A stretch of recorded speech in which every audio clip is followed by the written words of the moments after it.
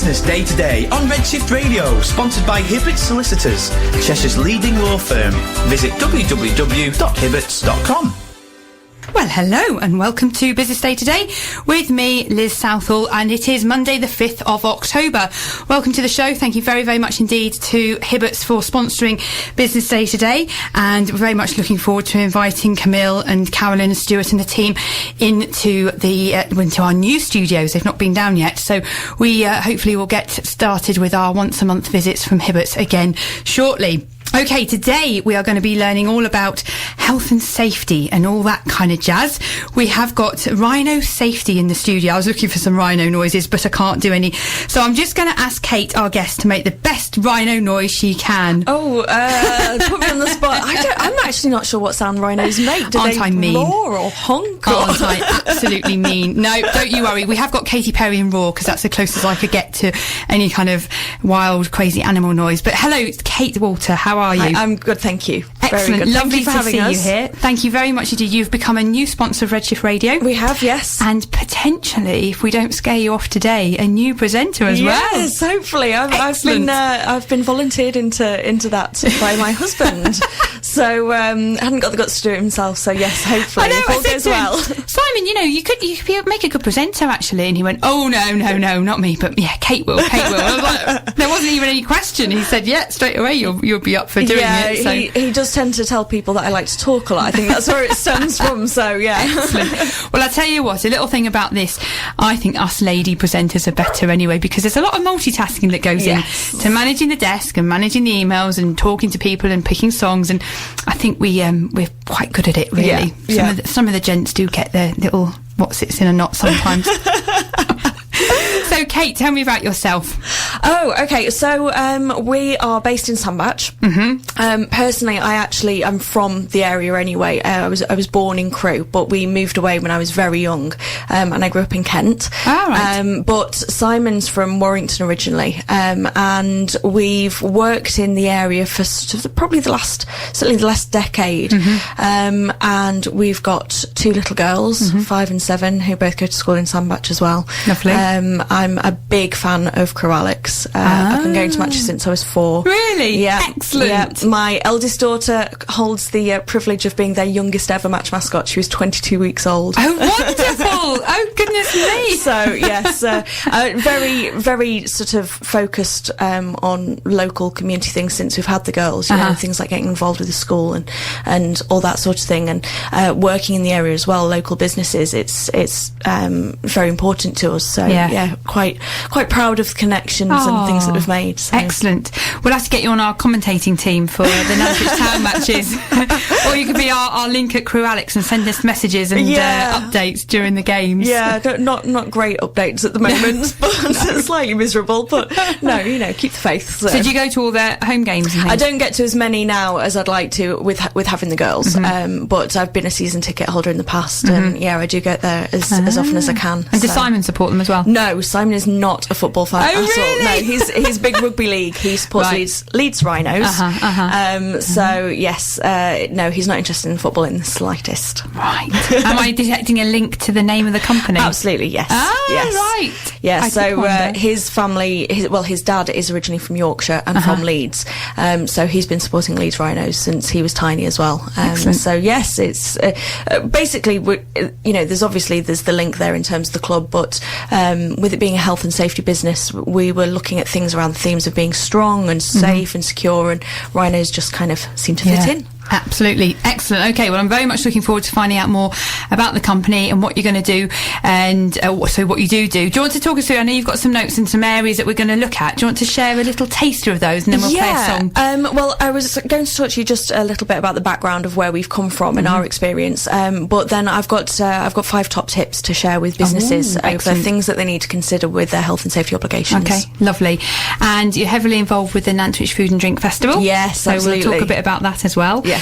Okay, in the meantime, we are going to play a song, and I said, we couldn't think of anything to do with rhinos, although I did Google jungle, and there's a few interesting words come up in our playlist here. But we're going for a bit of Katy Perry and Roar. Business Day to Day on Redshift Radio, sponsored by Hibbert Solicitors, Cheshire's leading law firm. Visit www.hibberts.com. Welcome back to Business Day Today with me, Liz Southall, And my guest is Kate from Rhino Safety. So, Kate, tell me about Rhino Safety then. Let's go through some of the... It's you and your husband, Simon. It is, yes. Well, that'll be a whole other conversation, how you possibly managed to work with your husband. But let's find out about the business and all the different things that you do within that. Okay. Well, yes, we set up only very recently, 1st of June this year, but we've both been working within the industry for the last decade. So we've got a lot of experience. Simon very much on the practical end of things. He's the one with all the health and safety qualifications. He's very highly qualified. I have basic qualifications in health and safety, but my focus is really on the sort of documentation and the accounts and operational side of the business. So that's kind of where we're coming from. And essentially we work as almost an outsourced solution for businesses. We very much are looking at the small to medium end of the scale for businesses, but we do have a range of clients from literally one-man bands, sole traders, right through to multi-site or national organisations. Right. So we've got quite a diverse range and a really, really diverse range of industries as well. We work with children's nurseries, pubs, hotels, restaurants, retail, office-based businesses, and a lot of construction as well. Okay. And what's the, health and safety is kind of, it's one of those things, it's health and safety, here we go again. Yeah. Is it a new industry for you, or why has it become so much more kind of relative now in our world? Yeah, I think it gets a bad rep, and unfairly so, I would say. Obviously, I would say that. But we very much take the view that health and safety gets blamed for a lot of things that actually very often come down to insurance companies. Right. Very often when you hear about things like schools banning conker games and things like that, it's actually because their insurance companies won't cover them, not because the HSE have come in and said you can't do that. Right. The HSE themselves actually have a section on the website, I think, about sort of health and safety urban myths and legends, and they like to blow out of the water the fact that they've said no to things, because very often they haven't. Right. The HSE very much take the view of it's down to common sense, it's down to keeping people safe ultimately. And you've got to remember, this country has one of the best records in the world for health and safety, which is a good thing. Absolutely, yeah. So, I mean, especially, I think for me, coming from this area, from Crewe, particularly with relatives who have been in the works, when you look at things like asbestosis and the changes that have come about as a result of that, there's no way that I could ever say, health and safety is a bad thing, because we've literally stopped people dying in this country needlessly. And when you look at other countries in the world, even developed countries, their record's nowhere near as good as the UK's. So it's definitely a step in the right direction. I remember going to India, must be about 7 years ago now, and going to main city, Chennai, and seeing these chaps digging the road with those big machine things, wearing flip-flops. Yeah. And I was just like, oh my word. And the curbs were like a foot high, crumbling into the road. I thought, goodness me, that wouldn't happen in England. Yes. And it kind of really opened my eyes to exactly, how safe, but how careful we are and how necessary it is. I mean, we all know, like India, they drive around in little tuk-tuks like mad, and there's all these countries where there's car accidents and everything. And I totally take your point that it's there for a reason, but it's good because it does make us safe. Yes. But also, the things when I was teaching the conkers, we even had a letter come round to us staff saying the children weren't allowed to throw snowballs. Yeah. And we were like, oh really? Crikey, had to be 10 metres away from each other, and they must have been more compacted than the size of a tennis ball. And this document about how to throw a snowball. Yeah. And of course, it is difficult. Yeah, absolutely. And I've been there as well. Like, I was saying to you before, my background's in primary teaching as well, and planning a visit outside of school, it was a nightmare. The forms you had to go through and all the rest of it. And I think that's one of the barriers that needs to be broken down by companies like us, is that people they get frightened of it because they see all this red tape and all this bureaucracy, and it doesn't need to be that way. That's one of the things we kind of try and promote with our clients. It doesn't have to be more complicated. Don't try and reinvent the wheel. It's about using common sense and taking things into consideration and looking at things and saying, is there a risk that that's going to hurt someone? If there is, what do we do about it? How do we change that? If there is no risk, you don't need to do anything about it. It's you can go to the nth degree. I've been into companies where they risk assess the stapler on the desk. Well, it's not really necessary. But like I say, it's one of those things that we do have to try and break down barriers, and we try and focus very much with our clients on getting the employees involved and engaged with that as well. So it's not just about the top end management and board level saying, right, this is what we're doing, get it in writing, and that's the end of it. We like to get the employees on board and involved so that they're all feeling part and parcel of it, and they're all taking each other into consideration. Absolutely, no, that's a good point, because it's the people on the shop floor, isn't it, that are going to be able to give that information and actually look at a policy and go, well, actually no, it doesn't in practice. Things don't really happen like that, and maybe this should be considered. And I think that's important in all organisations. Do apologise in the background there.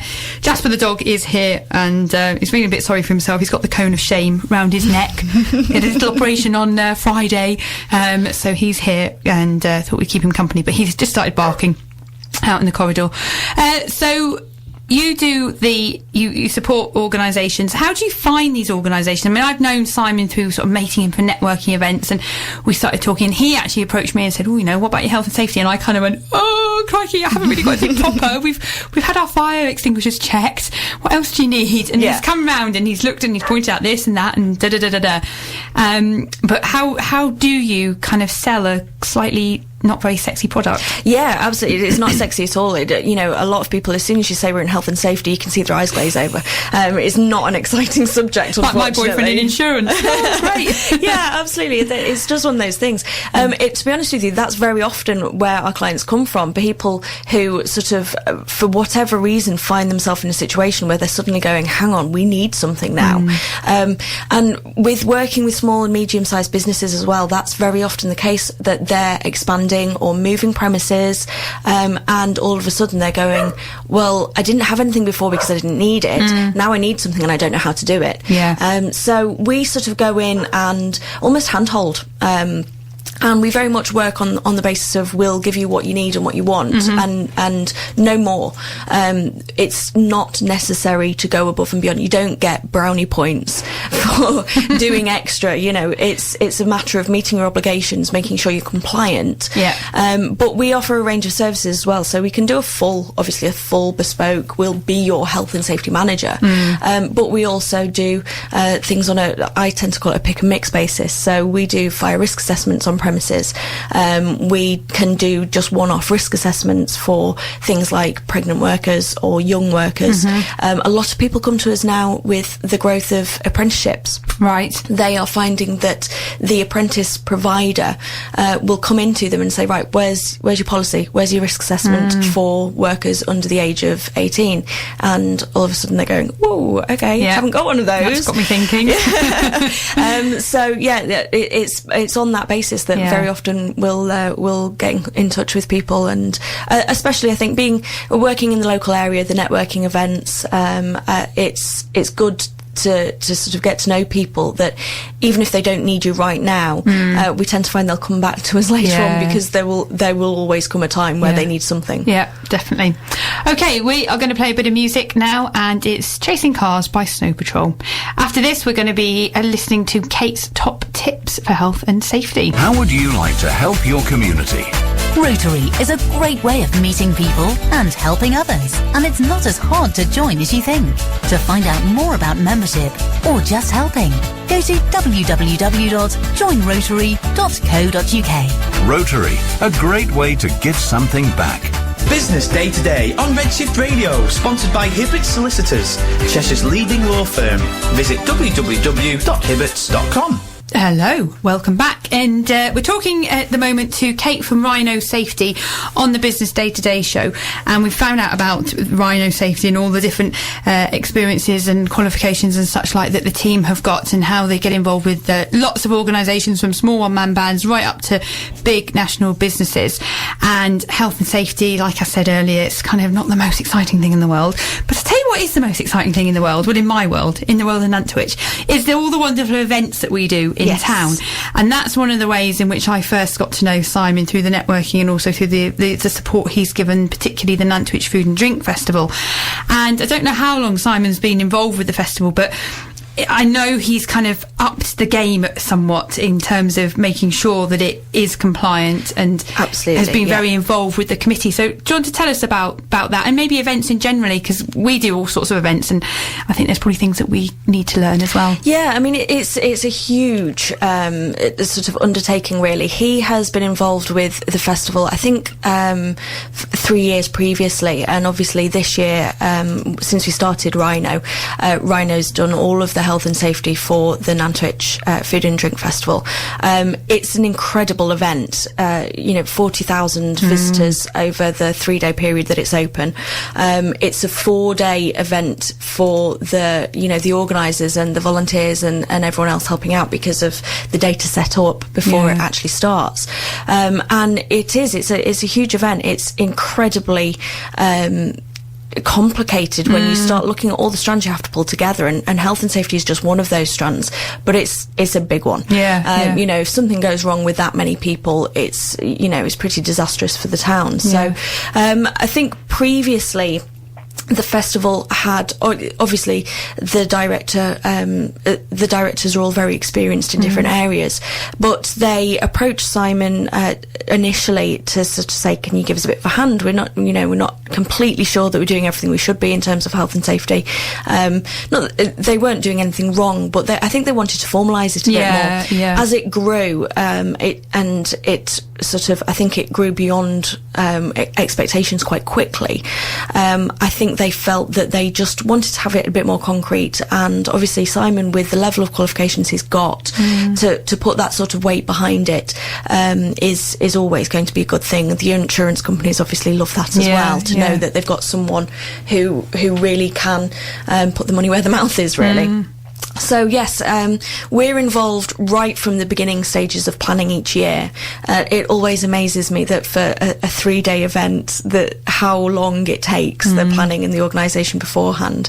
But we do everything from putting together the actual documentation. So we have the nice sort of folder with all the risk assessments and the policies and procedures in. We also produce the documentation that goes out to volunteers, so that they know what all the emergency procedures are. Good.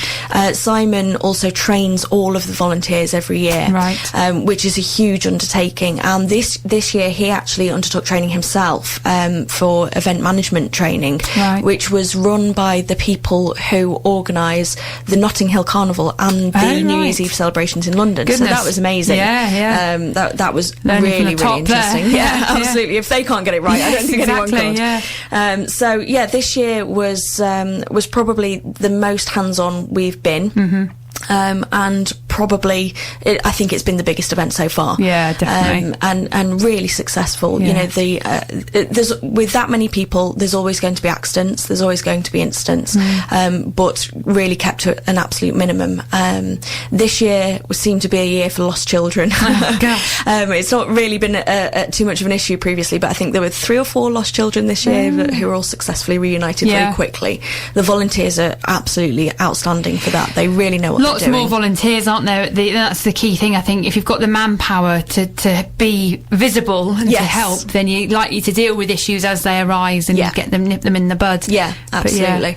And one sort of, you shouldn't say amusing, but it was slightly amusing accident this year was that there was a lady with a stall selling knives who got herself one of them in a demonstration. So and St John's Ambulance help out there. They're brilliant as well. So it really, for the whole event to pass without anything too major and no disasters is just fantastic. I think Simon said when I bumped into him, was there somebody set up it might have been at the Nantwich show now I think about it, someone had set up some sort of burner or way of heating something up, but inside and a little bit close to the marquee edge or something. And just thought that was fine. But this is the thing, though. I think sometimes, we very often talk about common sense, but I think if you are the person doing something, sometimes it takes someone coming from an outside perspective to look at it and go, hang on a minute, are you sure about that? Because sometimes you're so wrapped up in just your own thing and what you're doing and what you're trying to achieve that it doesn't necessarily occur to you that it might not be the safest or best way to do it. I'm always fanatical about our microphones, our speaker stands, because I'll give them to someone, I'll say, go and set this up and go and put that over there and that over there.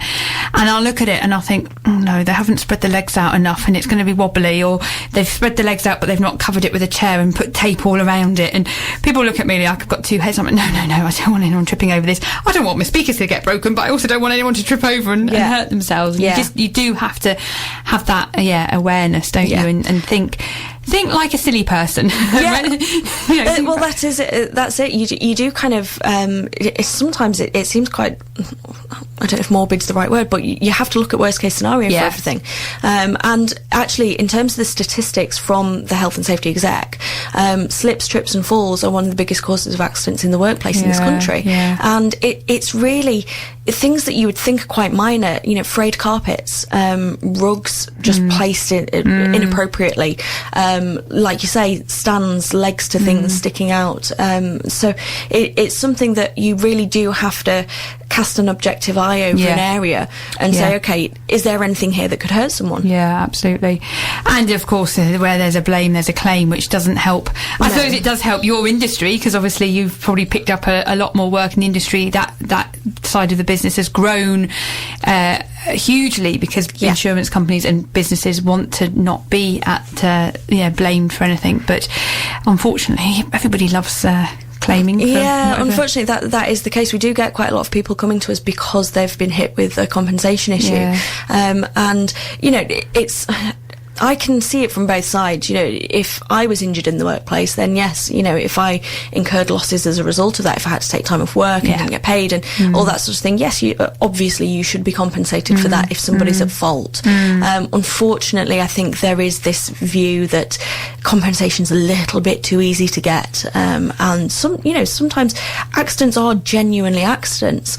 Unfortunately, we tend to find that insurance companies would rather settle than fight a claim. Right. Because it's cheaper for them to do that very often. Yeah. Going to court and fighting a claim isn't something you do for free. Right. So it's there's two sides to it really. But what we tend to say to our clients is that if you promote a safe workplace, then your employees should be, on board with that, and hopefully would be less likely to claim if they know that you've got good intentions and that you are genuinely trying to make sure that your staff are safe. Absolutely. I remember when I was years and years ago, I was in my teens, I was in the Air Cadets as well, that's what I was going to say, but I was actually in St John Ambulance, and we did a duty at Twickenham rugby ground, and one chap climbed over the fence. This is back in when they could climb over the fence, and got his legs severed on some barbed wire, and he tried to sue the St John Ambulance, one of my leaders, for cutting off his very expensive jeans, which actually then led to pretty much saving his life, because he shredded a main artery. And the court just said that's absolutely ridiculous, I'm not going to even contemplate that. But there was, and I can't remember the full ins and outs of the stories, but there was something, in order to wrap it all up, he basically said, right, okay, you win your case, and the person in question, they have to pay you 5 pence, and that was basically, however, it brought closure to the whole thing, and that's what it was, pretty much thrown out of court. But it's madness, some of the claims that you do hear. Yes. Hopefully by sort of educating people and making people realise that, like events like the food festival, like the big day out we do, the Nantwich show, if people can see that we are taking action to make sure that we are ticking the boxes, being careful, doing what we need to do, then hopefully people will think twice about putting in silly. Yeah, absolutely. Because it's a shame. It spoils it for the people who are, genuinely are entitled to things. Because don't get me wrong, there are poor employers out there. There are employers or businesses who will put profit above safety, and that's wrong. That's never something that we would condone in any way. So there are people out there who are genuinely entitled to compensation because they have suffered loss and there's been negligence involved. It's just unfortunate that the silly claims kind of tarnish everyone. So it's definitely a balancing act for businesses. We do take a commercial view on it, that you shouldn't go above and beyond, because, like I said before, you don't get brownie points. You need to be doing what you need to do to keep people safe. Absolutely. Right then, on that note, it's time for some more music, and then we come back. We will do the tips, the top tips. I know we mentioned that last time. We went off on food festival talk. Okie dokies, here we go with Dr. Alban. Business Day to Day on Redshift Radio, sponsored by Hibberts Solicitors, Cheshire's leading law firm. Visit www.hibberts.com. Okay, so welcome back, and it's me, Liz Southall, here in the studio. I have Kate Walter in. It is Walter, not Walters, isn't it? It is. I was impressed because we get Walters a lot. Walters, Walker, Waters, but no, it is Walter. Excellent. Thank you. I'm pleased I remembered that correctly. Kate is one half of Rhino Safety, the other half is Simon Walter. Dear, oh dear. Who I bet some of you all know if you're involved in the local business community or if you've been to the food festival. Very tall chap with a beard. Yes, you can't miss him. He's quite, especially when he's got his high vis on. Yes, he does stick out, doesn't he? He does. So, yes, thank you very much to, probably Simon, who said one of our directors is on Redshift Radio at the moment talking about health and safety, and that is on Twitter. You can follow Rhino Safety Limited, the abbreviation LTD, on Twitter. I'm also going to say a big hello to Motherwell CIC, and this is Kate Blakemore. She is our presenter and also sponsor of the Mums Hour show, which is coming up 2:00 today. And today they'll be talking to Body Positive about the same-sex mums group that Kate is running. I know she also went to Chester Pride this weekend, so I think she'll be talking about that as well. Okay, so back to Kate in the studio, and we're going to talk about our top tips. Now, I had an interesting conversation with Simon because he asked me sort of what have I done health and safety wise, and I said, well, I think the fire extinguishers have been checked, and I've got a sort of a policy for this and that, but nothing very formal. So I know your first tip is around policies, and I think that's something that I need to listen very carefully to, because I think the classic thing is you don't know what you don't know until you're told you're not doing it, really. Yes. So from the top, your first tip is... Yeah, it is. It's health and safety policy and risk assessments. Unfortunately, it's an area that particularly small businesses can kind of almost ignore in terms of the legislation, because the legislation says if you've got less than 5 employees, you don't need it in writing. And that's the bit that very often people miss. They hear you don't need it. You don't need it in writing. Okay. But regardless of the number of employees that you've got, any small business can be inspected at any time by the Health and Safety Executive, right, the council, or the fire service. Yep. Now, if they come in and do an inspection and you've got less than 5 employees, they can still say to you, tell me about your health and safety policy, and you'll have to demonstrate that you've considered it, you've thought about it, and you've got the details in your head. Now, our recommendation is the easiest way to show that you have considered it is to have it in writing. Yes. It sounds a little bit nonsensical to say you don't have to have it in writing, but put it in writing. But from our perspective, you can't prove anything unless it's in writing. It's one of those, I tend to say, if it's not in writing, it didn't happen. Yeah. So it's definitely something that we encourage all businesses to have right from the start, because it just puts you on a really sound footing for the future. You can always amend it, you can change it, you can update it as you grow. That's definitely the way to go. But if you get that in right at the beginning, then it is going to provide you with a really strong foundation for the future. And does it always have to be something that is formally produced by the likes of yourselves, or is it something that, I mean, obviously I could go around and say, well, that's a risk and that's a risk, but then you're going to go around with a critical eye and notice more, aren't you, really? Yeah, I mean, obviously we would say having someone with expertise is always going to be preferable, but you don't have to. It doesn't have to be done by someone like us. It should be done by the person with responsibility in the business, and that person should be competent. That doesn't mean that they have to have any formal training or qualifications, but they basically need to be able to show that they've got a bit about them, and they truly have considered everything. The most important thing that I would say, if you are going to do it yourself, is that you need to not go down the generic route. The HSE can spot a downloaded template a mile off, and they'll crucify it. Right. So make sure that it's relevant and that it's appropriate and that it's applicable to your business. Make sure that your risk assessments are actually assessing the risk of hazards in your business. It's a funny story that we do tend to sort of trot out from time to time. We've been into a children's nursery where they had this huge, great big health and safety manual on their shelf, gathering dust. It was never touched.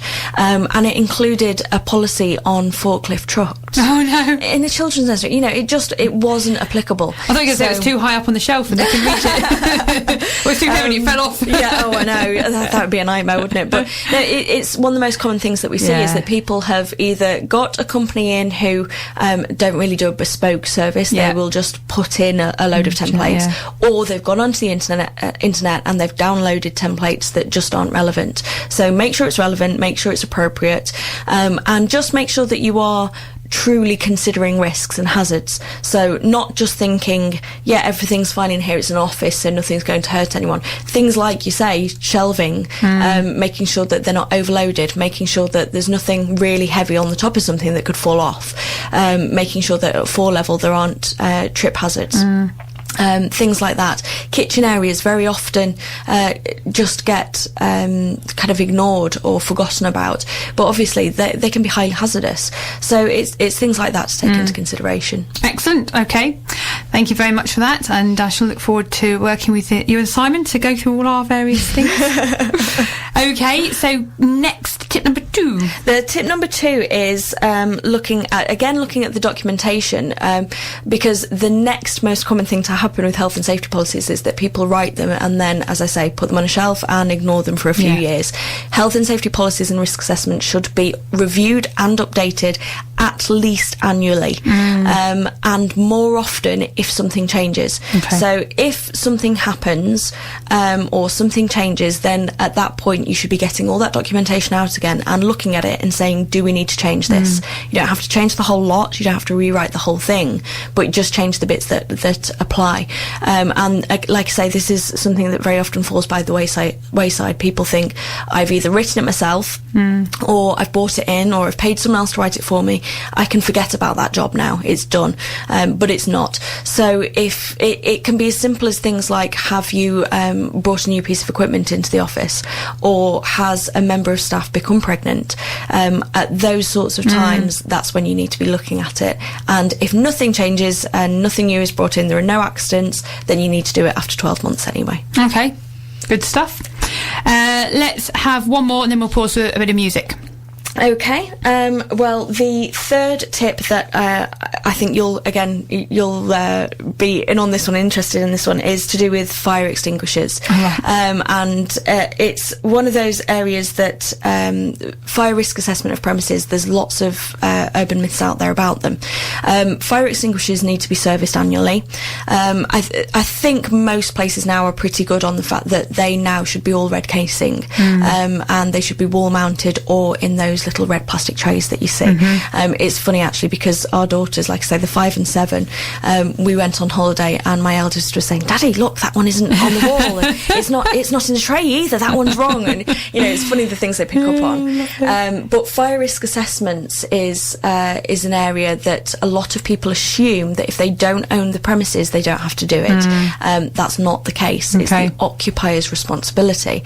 And one of the biggest areas that we find people getting this wrong is in sort of communal service offices, where you've got a number of businesses in one premises. That's not necessarily, even if the landlord themselves are occupying the premises, it's not going to be their responsibility to do your fire risk assessment. You have to do your own for the bit that you're in. So, and again, that's something you can do it yourself. There are templates that you can download, but again, you need to be a competent person.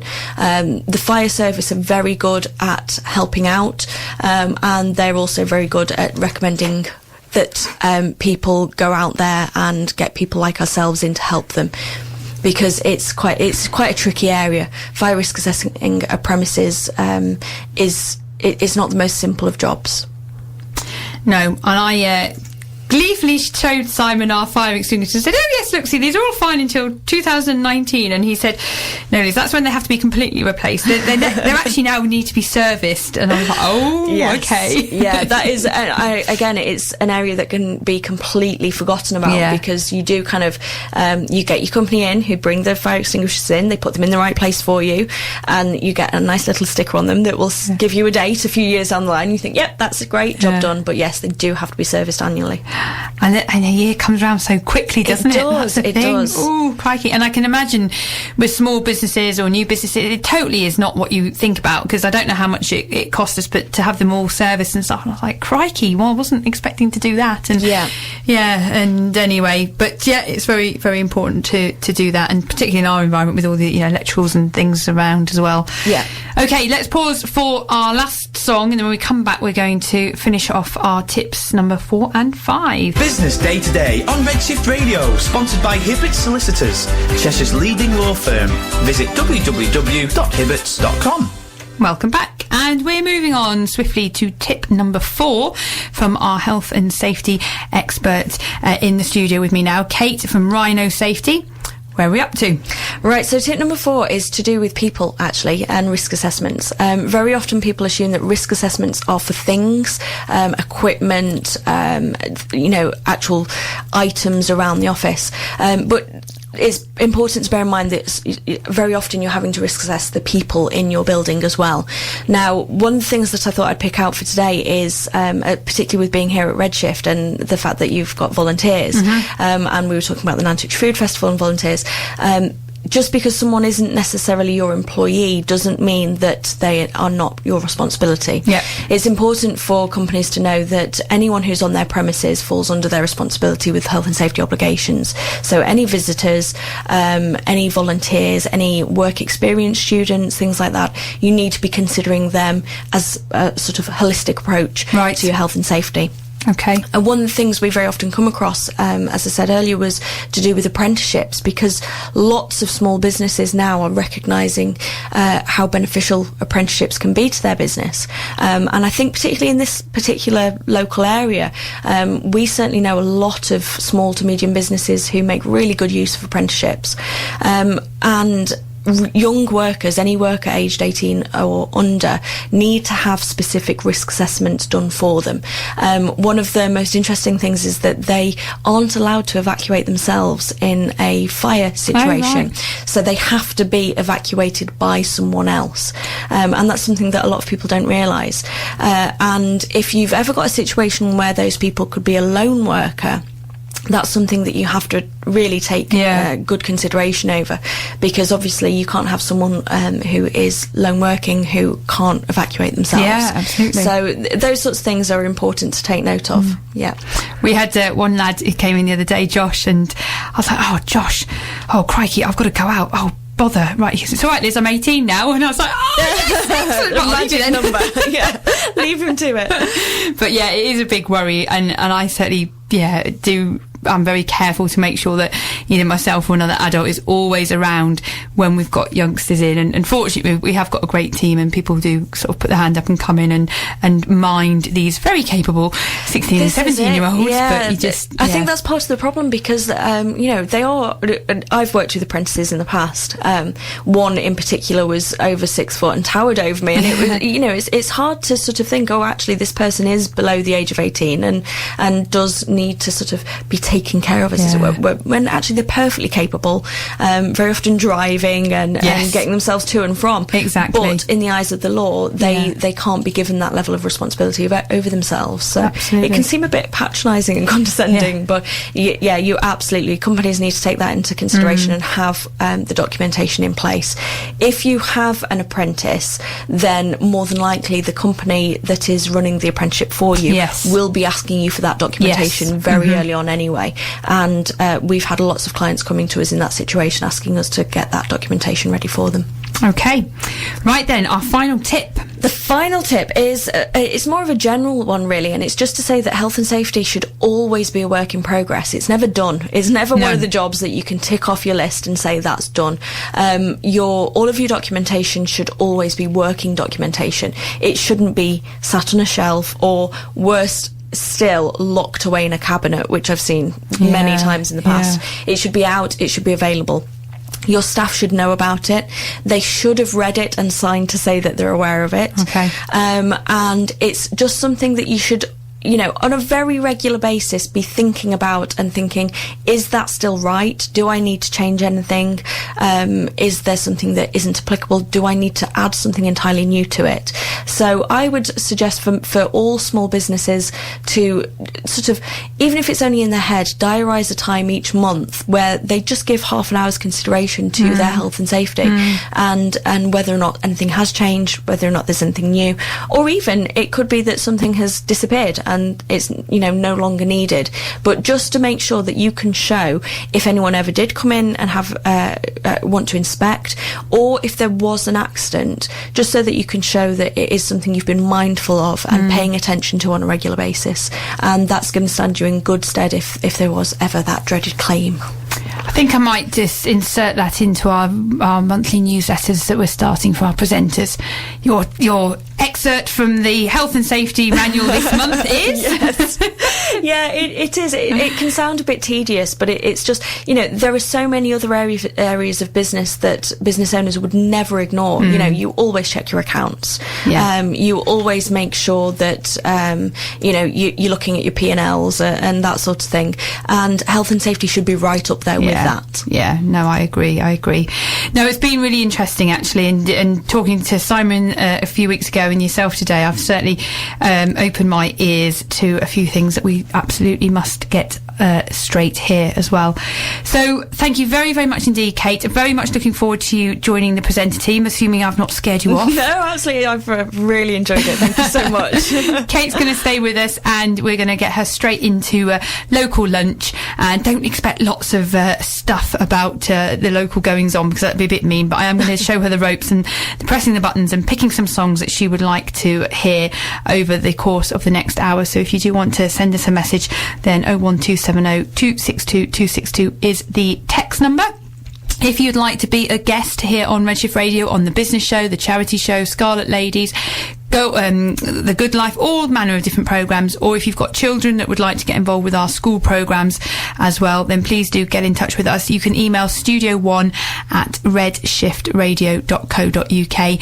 And a quick mention of our next hub event, our next Redshift Community Hub event is here at our new venue of Regent's Park on Wednesday, the 21st of October from 4 till 6 p.m. So we're very much looking forward to seeing friends old and new. Very quickly, last 30 seconds over to Kate. How can people get in touch with you at Rhino? Okay, so we've got our Twitter account, which is at Rhino Safety Limited, and it's LTD. We have not got a Facebook page because it's not a business that comes across well on Facebook. Okay. So the alternative is you can telephone us on 01270 440 341, or you can email us at info@rhinosafety.co.uk.